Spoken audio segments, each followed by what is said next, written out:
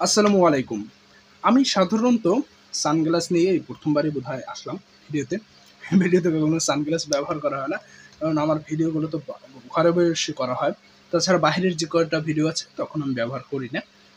যাই হোক সানগ্লাস নিয়ে একটা ইন্টারেস্টিং পার্ট আমার কাছে মনে হলো শেয়ার করি। যেটা হচ্ছে যখন আপনি অনেক রোদের ভিতরে সানগ্লাসটা পরবেন, তখন একটু তো কালো, কালো দেখাবে সবকিছু। অর্থাৎ যে রোদ আছে ওই রোদের ইনটেনসিটি আপনার কাছে আরো একটু নরমাল লাগবে। তখন মনে হবে যে যতটা গরম এখন পড়ছে, ওই গরমটা আসলে না। এটা মনে হবে। অর্থাৎ আপনি যখন সানগ্লাস পরে বাহিরে যাবেন, তখন দেখবেন রোদের তাপটা আপনার কাছে কম মনে হবে। বিকজ আপনি আপনার চোখ দিয়ে ওই রোদটা দেখছেন না যেটা হচ্ছে আসলেই আছে। আমি কি বুঝাতে পেরেছি? অর্থাৎ আপনার সানগ্লাস পরলে তো একটু কালো, কালো দেখাবে, তাই না? এই যে দেখুন, এই এখন তো একটু কালো, কালো লাগছে। কিন্তু এইটা এখন আরেকটু পরিষ্কার। অর্থাৎ সানগ্লাস আপনাকে এই যে ভাইবটা দিবে আপনার চোখে, এরকমই তো দেয়, তাই না? আপনার চোখে যেটা আসল সেটা দেখাচ্ছে না।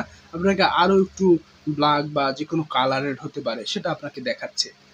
এর ফলে হয় কি আপনার মানসিকভাবে একটা চিন্তা করেই নেন যে রোদের তাপটা যেহেতু আমি কম দেখছি সেহেতু এই মুহূর্তে রোদটা কম লাগছে বা গরমটা কম লাগছে। আবার যদি আপনি চশমাটা খুলে ফেলেন তখন দেখবেন কি যে না আসলেই অনেক গরম পড়ছে এবং এই গরমে হাঁটতে পারছি না। এরকম হয়ে থাকে, তাই না? অর্থাৎ আপনি যেটা ধরে নিবেন, আপনি যেটা দেখছেন, সেটার উপরে কিন্তু আপনার মানসিকভাবে একটা মেসেজ যায় যে, না এখন হচ্ছে রোদটা একটু কম লাগছে। আপনি এইটা একটু টেস্ট করে দেখেন নিজেই যে হচ্ছে আপনি অনেক রোদের ভিতরে হাঁটবেন, সানগ্লাস পরবেন না, তখন কিরকম গরম লাগে? আবার একই রোদের ভিতরে একটু সানগ্লাসটা পরে হাঁটবেন। দেখবেন একটু হালকা শীতল লাগবে বা আ বেশি গরম লাগবে না। এটা হচ্ছে সাইকোলজির কোনো একটা ব্যাপার হতে পারে। এটা আপনারা যারা জানেন কোন ব্যাপার সাইকোলজির সেটা আমাকে জানাতে পারেন। হ্যাঁ? আমার কাছে বেশ ইন্টারেস্টিং লেগেছে যে সানগ্লাসের পাওয়ার এটা। তাই না?